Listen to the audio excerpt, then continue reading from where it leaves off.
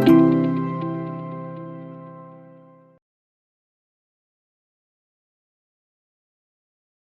today we have gathered to discuss about the questions based upon JEE main pattern upon the topic trigonometric functions. So let's begin.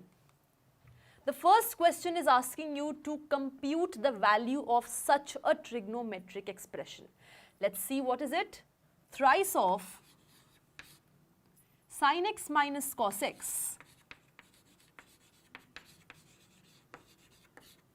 whole to the power 4 plus 6 times sin x plus cos x whole square plus 4 times sin 6x plus cos 6x. Fine?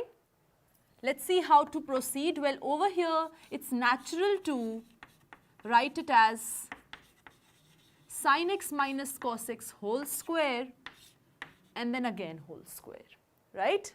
Because we know the identity of a minus b whole square. Then you have plus 6. Now already over here you have a plus b whole square, which is a square plus b square plus twice of sin x cos x, right? Next you have plus 4. Now over here the natural intuition is that it can be written as a cube plus b cube. So for that I am going to write it as sin square x whole cube plus cos square x whole cube. Fine? Now let's proceed. Over here let's simplify. This is thrice of sin x minus cos x whole square. This is a square plus b square minus 2 sin x cos x whole square. Then you have plus 6. Now sin square x plus cos square x is 1. 2 sin x cos x is sin 2x. So you get 1 plus sin 2x. Then you have plus 4. A cube plus b cube is a plus b whole cube. Sin square x plus cos square x whole cube. That means 1 whole cube, which is 1. Fine.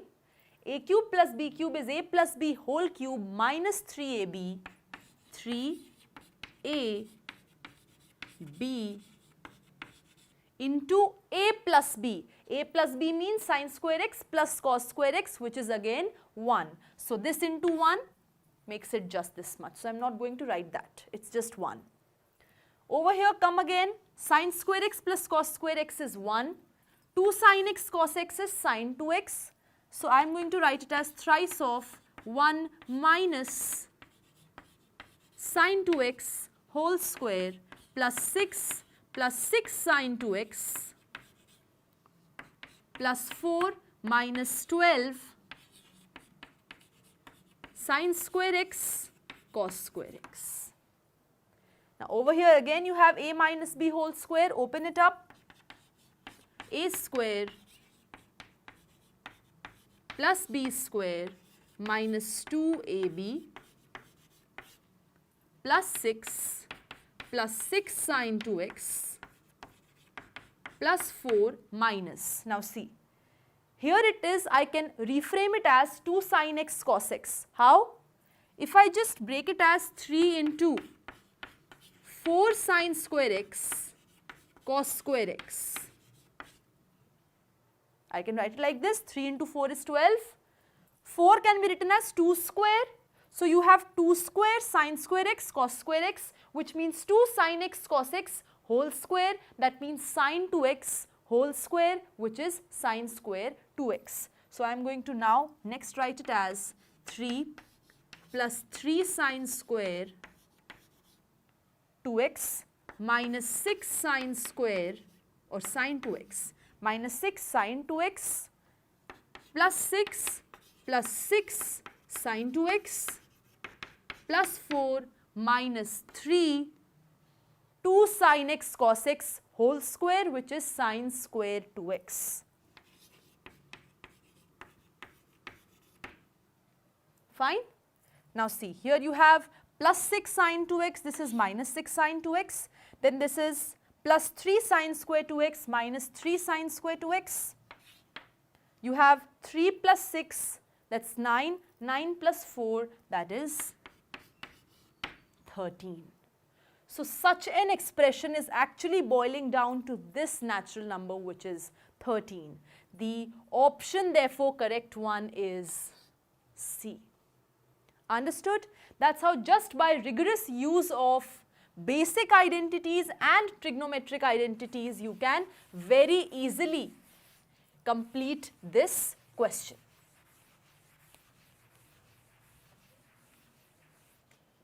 Let's look out for the next one.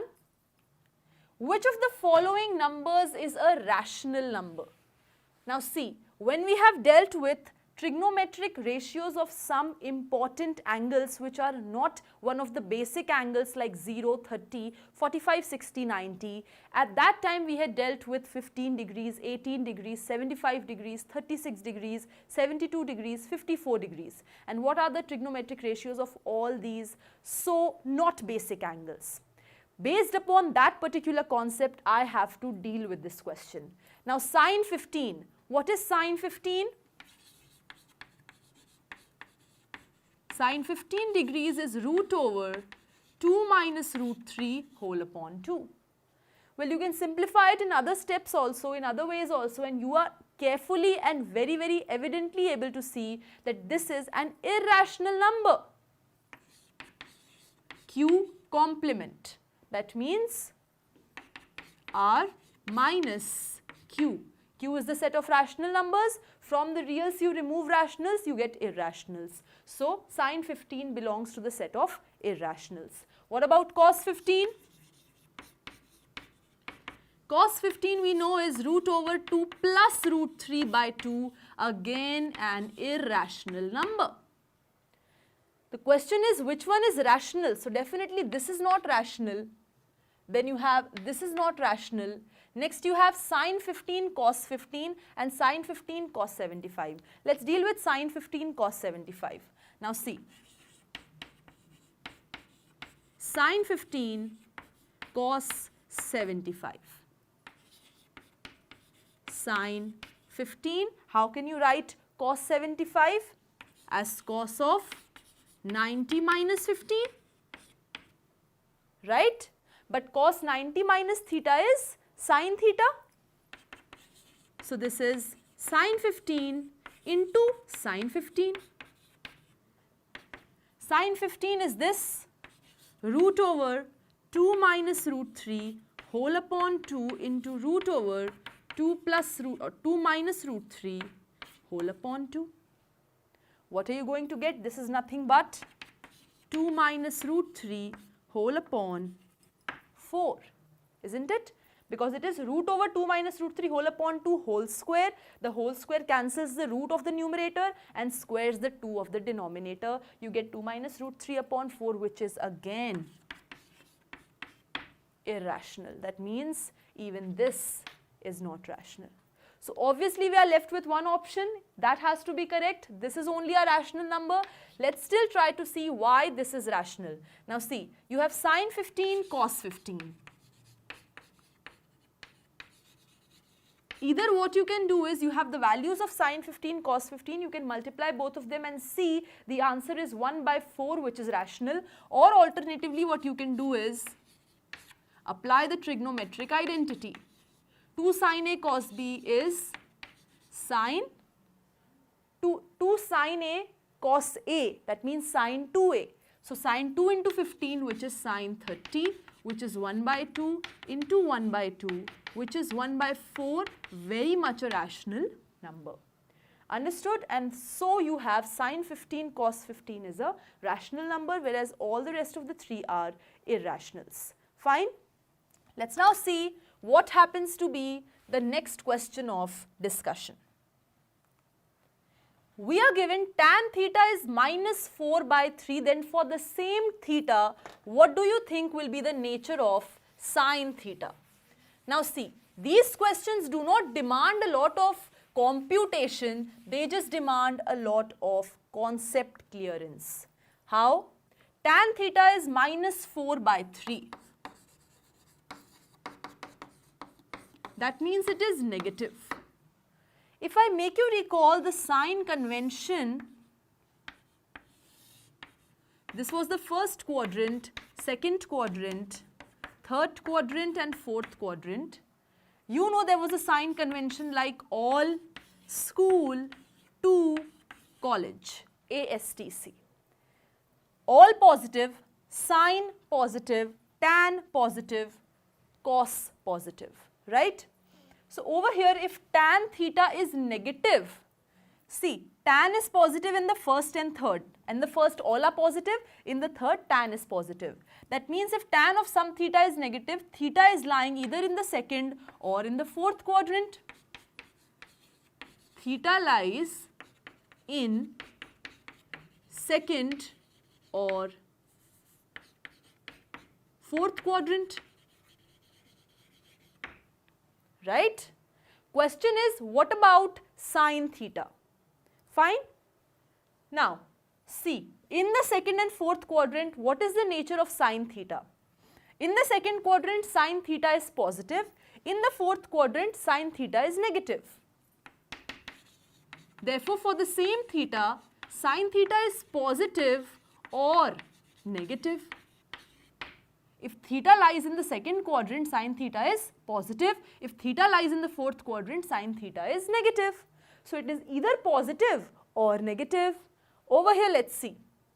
It is saying sine theta can be negative but not positive. It can be positive. Sine theta can be negative or positive. Yes. Sine theta is positive but not negative. It can be none of the above. Of course, wrong. Understood? So this question did not basically ask you to compute what is sine theta. Here only the game is of signs. If you are aware about the sign convention, ASTC rule, you will be able to do this question within no time. It's a very easy, direct, concept-based question which is trying to confuse you with the help of values given. Let's see what happens to be our next question of discussion. Moving to the fourth question, we are given sine 12, sine 48, sine 54. Give me the answer. Again, you can see the angles involved are not basic angles, right? Not 0, 45, 30, 60, 90. I personally call them good looking angles. So they are not so good looking angles. Let's see how, with the help of trigonometric identities and all the formulas that we have, we can convert them somehow into the basic good looking angles and then plug in the values to get our result.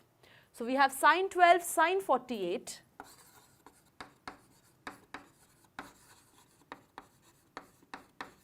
And then you have sine 54.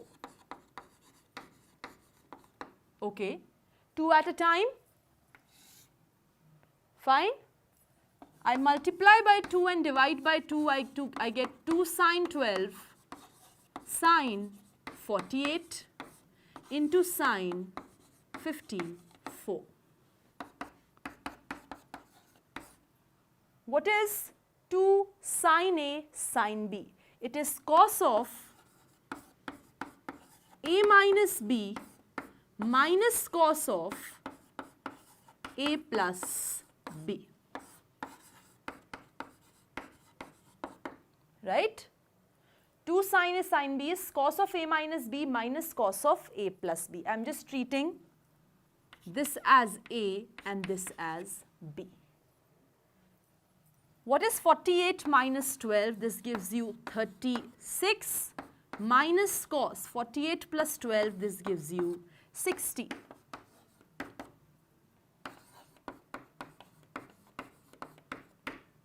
Fine? Now see, cos 36 I don't know, but cos 60 I know. It is what? 1 by 2. So you get 1 by 2 cos 36 minus 1 by 2 into sine 54. Fine? Multiply sine 54 inside, what you get? 1 by 2 cos 36 sine 54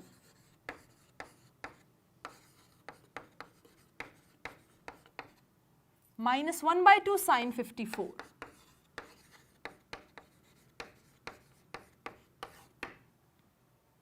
Okay? Now see, if you multiply and divide by 2, you are going to get 1 by 2 here, 2 here and 2 here. 2 is going to cancel this 2. You will be having 2 sine 54 cos 36 minus sine 54. See what you're getting? This is 1 by 4. 2 sine A cos B is sine of A plus B plus sine of A minus B. So it is sine of A plus B plus sine of A minus B minus sine 54. Fine? What does this give you? 54 plus 36 is 90, sine 90 is 1.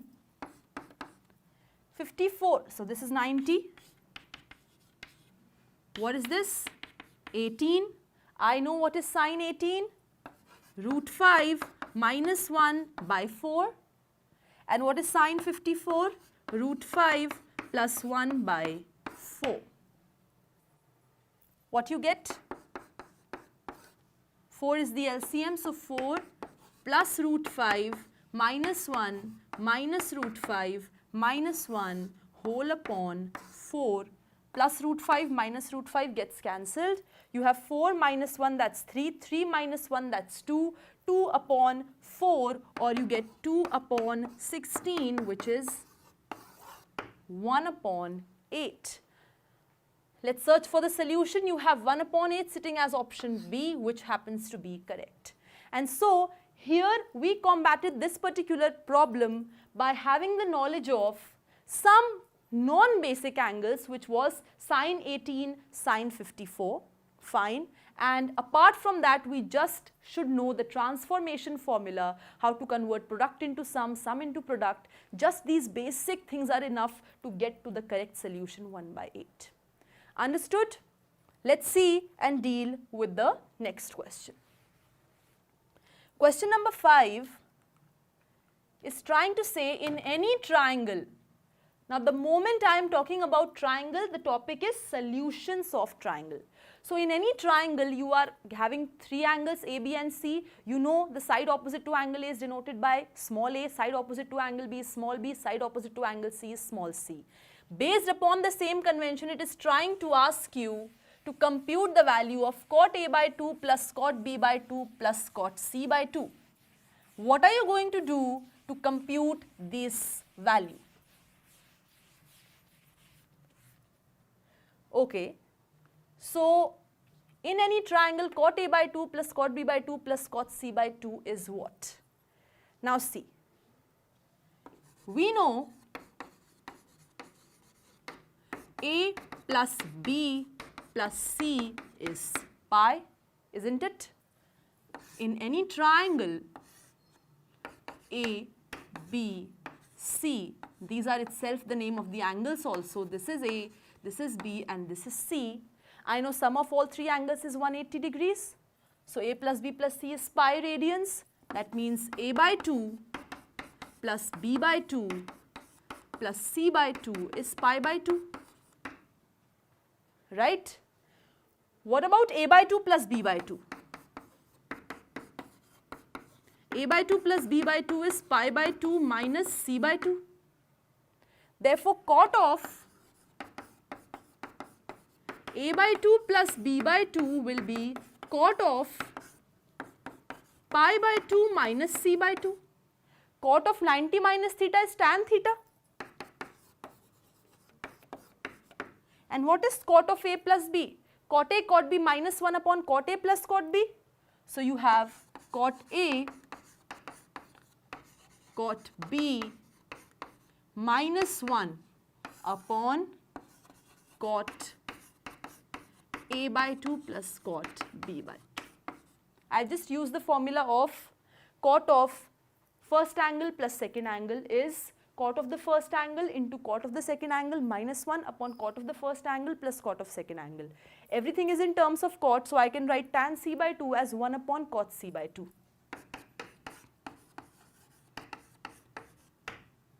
Fine? Now just cross multiply, what you get is cot A by 2, cot B by 2, cot C by 2 minus cot C by 2 is equal to cot A by 2 plus cot B by 2. Fine.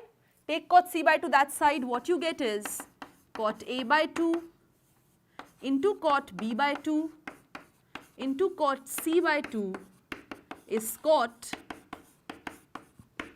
A by 2 plus cot B by 2 plus cot C by 2.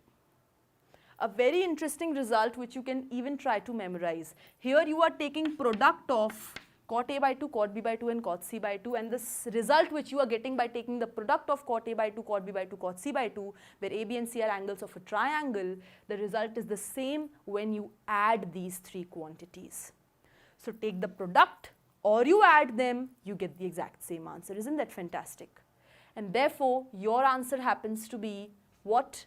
Cot A by 2 plus cot B by 2 plus cot C by 2 is cot A by 2 into cot B by 2 into cot C by 2. Understood? That is how easily, just by using one basic property of triangle, that sum of all three angles of a triangle is 180. Then we proceeded with divided by 2 because we have to talk about half angles, and then just by using this very formula of cot of A plus B, I am through. After that, it's just cross multiplication, simplification, and you get your answer. Fine. Let's see what happens to be the next question. You have a vertical tower given to you. Let a vertical tower AB have its end A. End is A on the level ground. So the end A is on the level ground. Let's see.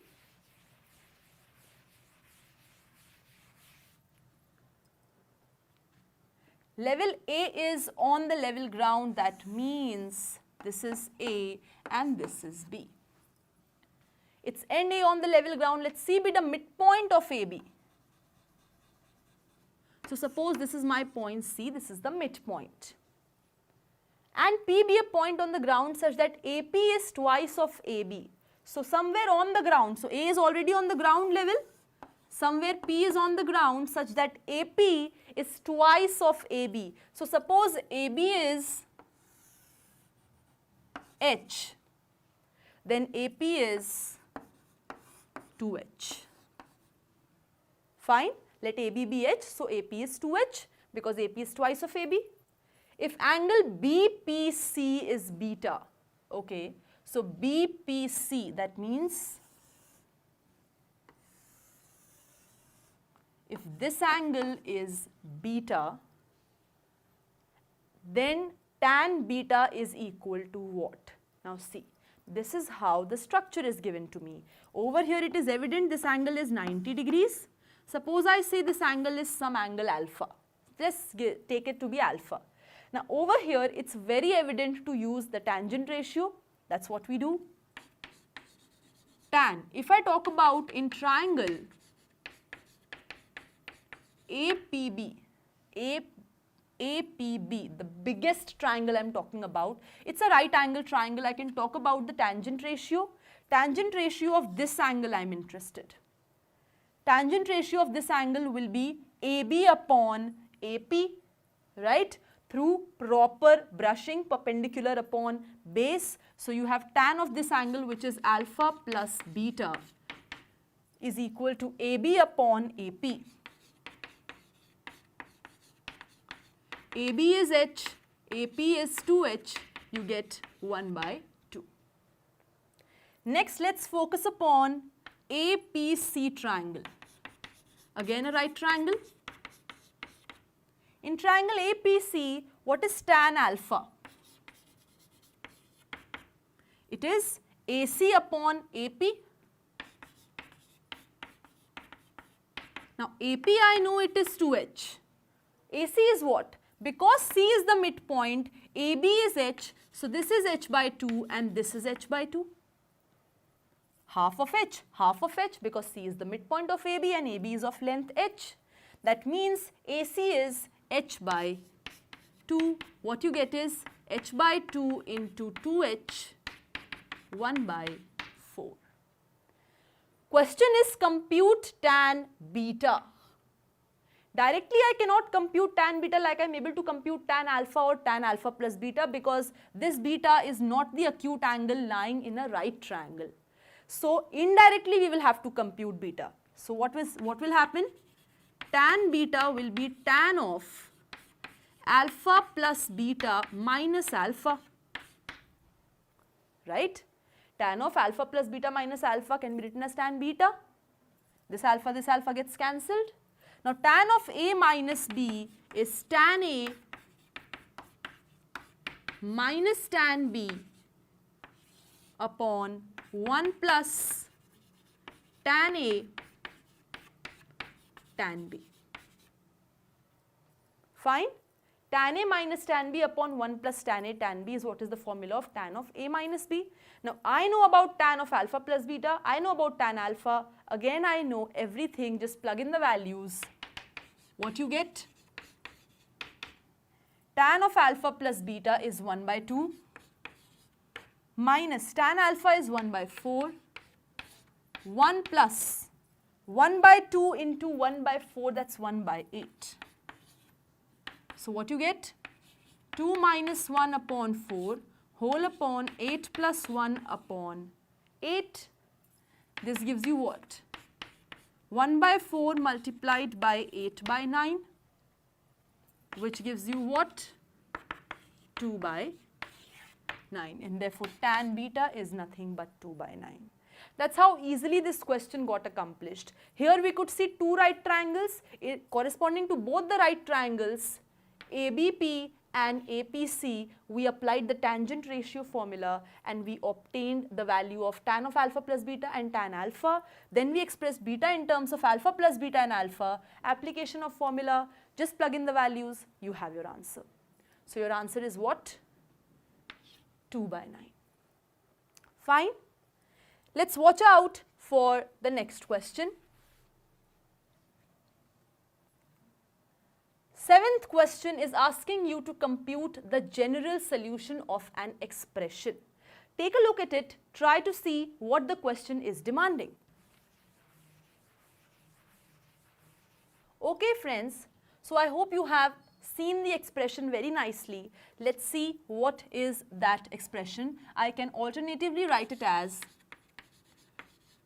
sine 3x plus sine x minus 3 sine 2x equals cos 3x, so there is a symmetry, plus cos x minus 3 cos 2x. Fine. Over here it's very evident, see, sine C plus sine D. 2 sine C plus D by 2 cos C minus D by 2 minus 3 sine 2x. Then on the right hand side you have cos C plus cos D. 2 cos C plus D by 2 cos C minus D by 2 minus 3 cos 2x. Fine. What will this expression be equal to? 2 sine 3x plus x 4x. 4x upon 2 gives you 2x. Cos 3x minus x 2x. 2x upon x gives you just x minus 3 sine 2x equals 2 cos, again 3x plus x 4x, 4x upon 2 2x. So you get 2 cos 2x into cos x minus 3 cos 2x. Fine. Over here you can see sine 2x is sitting as a common expression. So I can take this out. What you get is 2 cos x minus 3 inside. Here you can see there is cos 2x sitting common. So you can take cos 2x out. You get 2 cos x minus 3 again. Fine. Just take every expression, bring every expression on the left hand side. What you get is 2 cos x, so this will be sine 2x into 2 cos x minus 3 minus cos 2x into 2 cos x minus 3. 2 cos x minus 3 is going to come out common. And what you get is sine 2x minus cos 2x equals 0. Product of two things is 0 provided either this is 0 or this is 0. Can this be 0? 2 cos x minus 3 is 0, that means cos x is 3 by 2. That means cos x is 1.5. But cos x, cosine function, is less than equal to 1 for every x. Therefore, it can never be equal to 3 by 2. It can never be equal to 1.5. That means 2 cos x minus 3 can never be equal to 0. If this is non-zero but the product is 0, this means this factor has to be 0. Only then the product will be 0. So, sine 2x minus cos 2x has to be 0. That means sine 2x should be equal to cos 2x. I have to find those x's for which sine 2x equals cos 2x. This means I have to find those x's for which tan 2x is 1. I can bring cos 2x in the denominator. I have tan 2x equals 1. Well, now is the time to recall the general solution of tan theta equals tan alpha, where alpha I can say is an angle in the principal domain of the tan function, is theta equals n pi plus alpha, n in the set of all integers. And therefore, tan 2x equals 1, which is tan pi by 4. Pi by 4 lies in the principal domain of tan function, which is minus pi by 2 open interval. And it is the only angle in the principal domain where tan function can be 1. Fine, or I can say this is the smallest angle, smallest positive angle, or basically smallest such angle at which tan theta is 1. Such alphas we plug. So, tan theta equals tan alpha, which means theta equals alpha plus n pi. This means what is x equal to then? X is equals to n pi by 2 plus pi by 8, and that is what is your solution. All those x which are equal to n pi by 2 plus pi by 8, for them these two will be equal, for them this product will be 0, for them this will be equal to this. So, n pi by 2 plus pi by 8 is our solution or general solution, which is given as this. Obviously, n is ranging over the set of integers. So, that is how you compute the general solution of this given expression. Let's move forward. Watch out for the next question, question number 8. Over here, question number 8 is saying the number of integral values of k for which the equation 7 cos x plus 5 sin x equal to 2k plus 1 has a solution is what? So, what are the number of solutions for such a given expression? Over here, if you can see, I am having a very standard form of a trigonometric expression given to me. A sin x plus b cos x. Is there anything you can recall about this expression? Well, for any x, a sin x plus b cos x had a maximum value and it also had a minimum value. What was that? Well,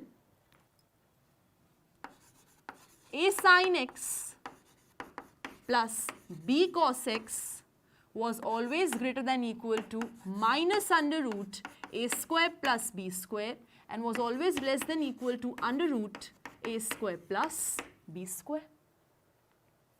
That was what was always true. Fine. So, over here if I have 5 sin x plus 7 cos x, this will be greater than equal to minus under root 25 plus 49 and less than equal to under root 25 plus 49. This means 5 sin x plus 7 cos x will be less than equal to root 74 and greater than equal to minus root 74. Now, root 74 is almost equal to 8.6 something. So, here you will have minus 8.6, which is strictly greater than minus 9, and this is strictly less than 9. So, I can write this as 5 sin x plus 7 cos x is strictly less than 9 and strictly greater than minus 9. Why did I do that? Because you are interested in finding the integral values. So, I don't want to deal with decimals. Let's try to deal with integral values. You want all such integral values of k for which these two are equal. Now, 7 cos x plus 5 sin x is given to me to be equal to 2k plus 1. So, k is such that k is all those integers such that 2k plus 1 is less than 9 and greater than minus 9. Take this one, what you get is 2k is greater than minus 9, minus 1, that's minus 10, and 9 minus 1, that is 8. So, k is such that k is an integer such that minus 10 by 2 gives you minus 5 and 8 by 2 gives you 4, such that k is strictly greater than minus 5, strictly less than 4. So, over here if you try to picture the number line, this is 0, this is 1, this is 2, this is 3, this is 4, and here you have minus 1, minus 2, minus 3, minus 4 and minus 5. K is an integer strictly greater than minus 5. So, it can be minus 4, minus 3, minus 2, minus 1, 0, 1, 2, 3. Can it be 4? No, it is strictly less than 4. So, it can at most go up to 3. It can be equal to only these integers. Strictly greater than minus 5, strictly less than 4. How many are they? 1, 2, 3, 4, 5, 6, 7, 8. 8 of them. Therefore, K can take 8 values. So, there are 8 possible values of k, possible integral values of k, for which 7 cos x plus 5 sin x equals 2k plus 1. So, the answer is 8. Understood? That's how this easy question was dealt with, just by the usage of this particular concept, because the moment I saw this 5 sin x plus 7 cos x, the first thing which popped inside my brain was it is resembling this general form a sin x plus b cos x, about which I knew the maximum and minimum output. Okay? Let's go and see what happens to be the next question. Question number 9 is again trying to ask you the number of solutions. The number of solutions of a trigonometric equation, which is sin x equals x by 10, is what? Now see, there are many ways to do this question, but I would personally suggest, because sin x is a function whose graph you are very nicely aware about, x by 10 is nothing but a straight line which can easily be plotted by you by just the use of 2 points. You can just join those 2 points, get the entire line. So, it's better that we see where all does the graph of sin x and x by 10 intersect each other. Wherever at all those points where these two graphs are intersecting gives me all the possible number of values of x for which sin x will be equal to x by 10, right? So, let's use the graphical approach. Okay? So, what can I say over here? I know sine function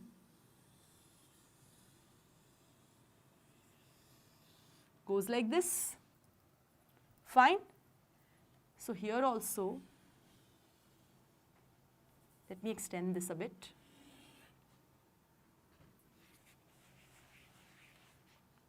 You can draw for your comfort zone as many oscillations as you feel are necessary to deal with the question. Fine? So, this is your sin x. In the same plane, I will be drawing the graph of y equals x by 10 and see where is it intersecting.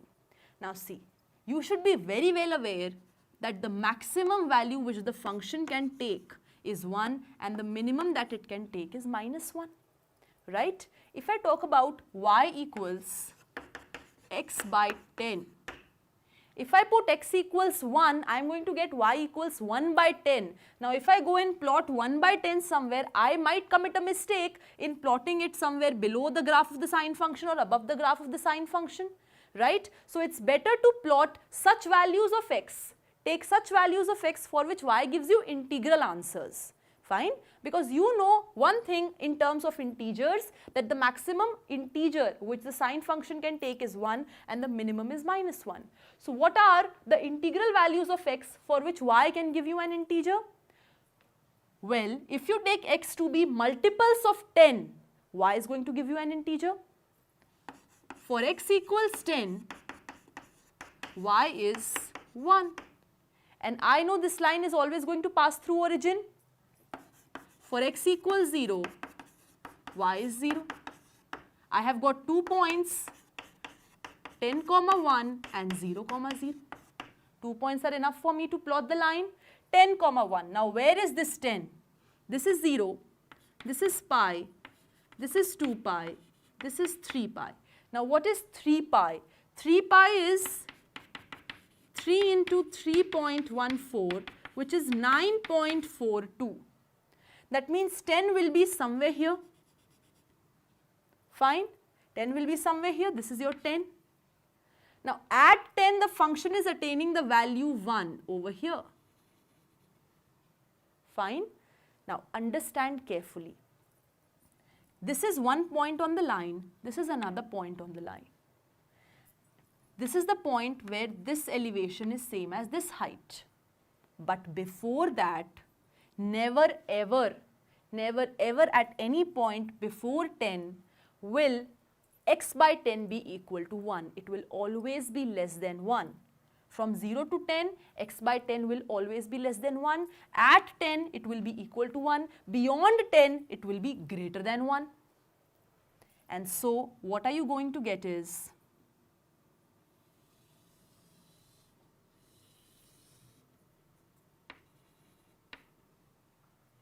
such an answer. This is what happens to be the graph. But if you say, what if I make one more oscillation and this also cuts the graph of sine further? I am going to say, no, it cannot cut, because the moment you plot x by 10 for points greater than 10, this will attain the value greater than 1. And sine x cannot go greater than 1. That means never ever beyond this point, it is going to intersect the sine function. Because sine function is going to be elevated up till 1, but this line is going to go beyond 1, so they are not going to intersect. Similarly, it is a symmetric type of a function, odd function. So what are you going to get? Like this. Behind, again, this is not going to touch this axis, touch the graph of the sine function here as well. Fine, it is going to go without touching the function of sine. And here also it is going to go like this without touching the graph of sine. That means how many points is it cancelling? 1, 2, 3, 4, 5, 6 and the origin is 7. There are 7 solutions. There are 7 solutions of sine x equals x by 10. So there are 7 x's for which sine x equals x by 10. This is one of the x1, I'll say this is x1, this is some x2, this is x3, x4 is 0. Then you have this one, this is x5, this is x6 and this is x7. So these are your 7 x's for which sine x equals x by 10 and therefore the solution is 7. What is the number of solutions? There are 7 solutions. Understood?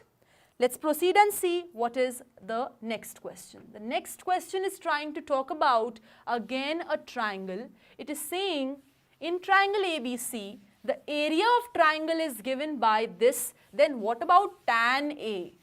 Okay. So for this I should be aware about all the different formulas of area.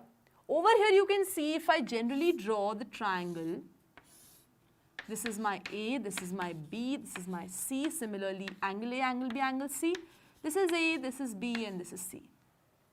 Then if the area is given to me in terms of sides, I am bound to use my Heron's formula.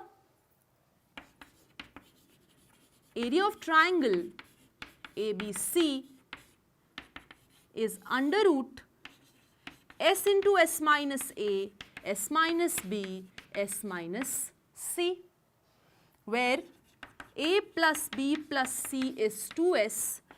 Therefore, A plus B plus C by 2 is S. Semi-perimeter and perimeter. This is your perimeter and this is your semi-perimeter.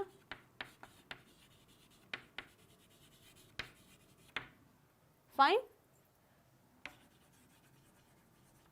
So this is what is the formula which basically we should be using because the area is given to me in terms of sides. Now what is it that you have? Area of triangle is A square minus B minus C whole square. Okay, area of triangle ABC is A square minus B minus C whole square, which is A plus B minus C and A minus B plus C. A square minus B square is A plus B into A minus B. So A minus or A plus B minus C and then A minus B plus C.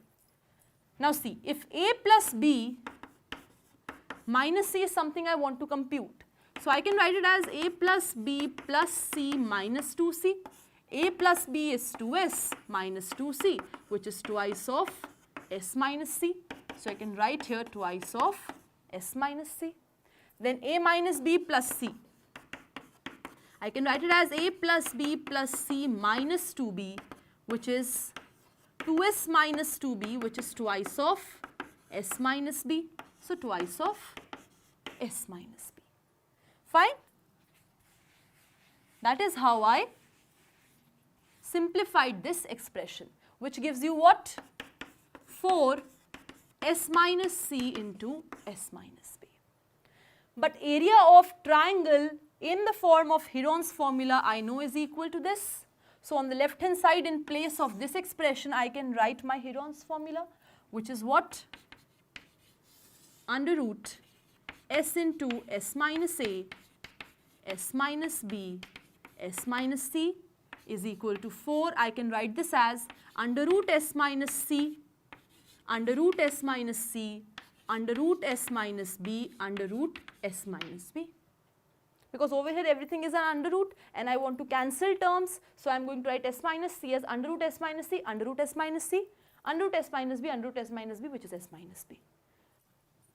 So what you are going to get, you have under root S, under root S minus A, under root S minus B, under root S minus C equal to this same expression. So from here you cancel out 1 under root S minus C and you cancel out 1 under root S minus B. What are you left with is under root S into S minus A equals 4 times under root S minus B into S minus C.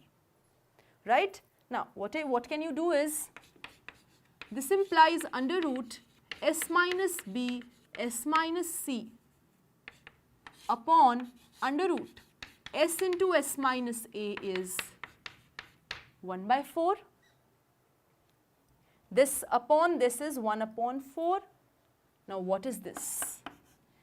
S minus B, S minus C. So basically what you have is S minus B, S minus C whole upon S into S minus A equals 1 by 4.